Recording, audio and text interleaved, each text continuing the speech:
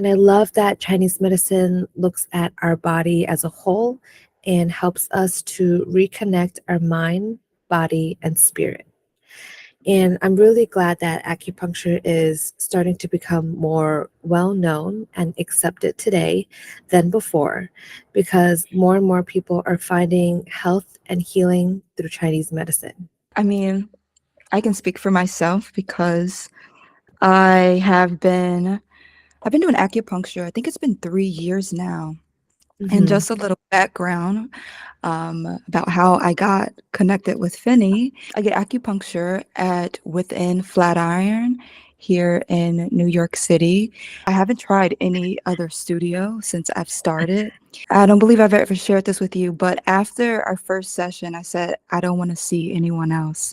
Oh, Um, you were so attentive when as soon as I came in, you sat down just so calmly. Like, so when you meet her, guys, she has such a essence, such a presence that makes you feel calm and zen. And that helps, especially walking into any type of like doctor's office. And I know the acupuncture studio isn't like a traditional doctor's office, but I can kind of relate it to that when you're going in to speak to some type of specialist and you're telling them about your health concerns. Finney made me feel listened to. By the end of our session, I, I mean, felt better physically, but emotionally and mentally. And there's been a few sessions that I've cried. I've got very emotional because I felt ah, such a release. You contribute to that. So thank you for your work. And I'm so happy that we are connected. you're so sweet. That really warmed my heart. So, okay, for those who've never heard of it, and even never been into acupuncture studio, can you tell us what is acupuncture? Yes. Acupuncture is a medical system that originated in China over 2,000 years ago and is used to diagnose, treat, and prevent illnesses. So, historically, along with herbs and many other modalities, such as like cupping, ear seeds, electrical stimulation, it was used together as a primary form of care to treat a wide range of conditions and it continues to be used as a primary form of care today. Is everyone a good candidate for the treatment? Yes, absolutely. It can help support so many health issues and, like I said, a wide range of conditions. It is also a preventative medicine to help support overall wellness for those who don't even have any major health issues. And for those who initially are not a huge fan of needles, they can learn to love acupuncture with time and maybe even with the practitioner for them. I agree with that. um, I think my first session, I was freaking out just a little bit because I mean, who doesn't freak out about needles? Yeah. But really, it's pretty painless. If I had to like put it on a scale of 1 to 10, I would say maybe a 3. I mean, we've had our moments, when I'm coming in and I'm having the shoulder pain, which I come in for often. There's some points that make me jump or to feel a bit tight, but I think it's manageable. I've noticed that sometimes some of my clients that come in who initially are have a little fear of needles and get a little like flinchy in like the back, but then after like a couple sessions, they're like so relaxed as if like nothing, they can't even feel anything. And I'm like, wow, you have definitely leveled up. That's what it feels like. Yeah. Say someone who's been going to their doctor, you go in, and you tell them, I have this and I have that, and this is bothering me. What are the diagnostic techniques that are being implemented in a, say, regular doctor's office versus an acupuncture studio? So, Western medicine generally treats symptoms, whereas Eastern medicine looks at the body as a whole and addresses the root cause of an issue. So, for example, In Western medicine, hormonal birth control is prescribed to resolve many different women's health concerns, such as painful periods or absent periods. And this kind of only masks the hormonal imbalance. Whereas in Mhm. Eastern medicine, we work to regulate the natural hormonal production of the body to achieve balance in an individualized way. So, one woman's painful period could be caused by, let's say, cold in the uterus, whereas another woman's painful period could be caused by blood stagnation. So, Mhm. these two different causes would be treated differently.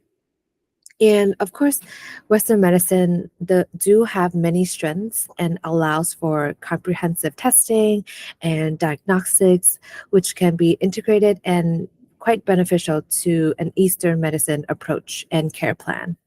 I would love a future where the two can come together, but I have felt many times like when I'm going into my regular primary care physician's office and I'm going on about just some symptoms I'm having or generally how I'm feeling, maybe it's emotionally, mentally, Mhm. and it does always feel that they are addressing that one thing. Feels like a band-aid, and it leaves room for something more serious to come up Mhm. later down the road. Mhm. I agree with that. What are the top 5 concerns that acupuncture can help with?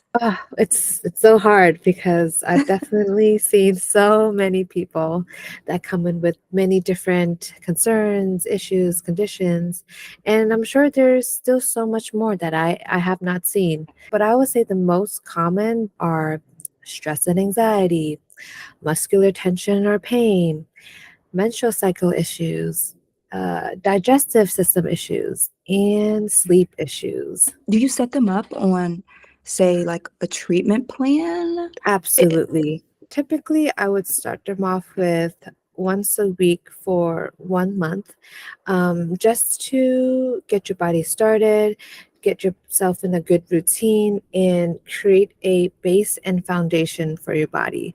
Because sometimes after acupuncture, your body feels great for like maybe a few days and then it bounces back. It's kind of like going to the gym. You kind of have to be consistent with it to get the results that you want or see any changes. And the same goes for acupuncture. Um, the more you do it, the more results you see. And by then, you reach a point where you can just come back maybe once a month for maintenance and prevent whatever was happening before from coming back. could tell the difference when I wasn't so routine, how my body went right back. It was so uncomfortable. Right then, I was able to commit to just a consistent schedule. And I think that's how I've been able to get the most out of my treatments. And like today, the shoulder that we always work on, oh my God, like that pain doesn't come back nearly as bad as it did like before I start coming in routinely. Right. We talked about some conditions, and I don't think you mentioned this one, but I've been thinking more about just starting my family and what that would look like. I'm now in my late 20s. How about fertility? Does acupuncture help with that at all? Yes, absolutely. Acupuncture is very effective in supporting fertility, and there is a lot of research that supports its efficacy with increasing the outcomes of pregnancy for both natural and assisted conception, and even helping during pregnancy and for postnatal. Let's say if you have any issues with like menstrual cycle or any hormonal imbalances in the body.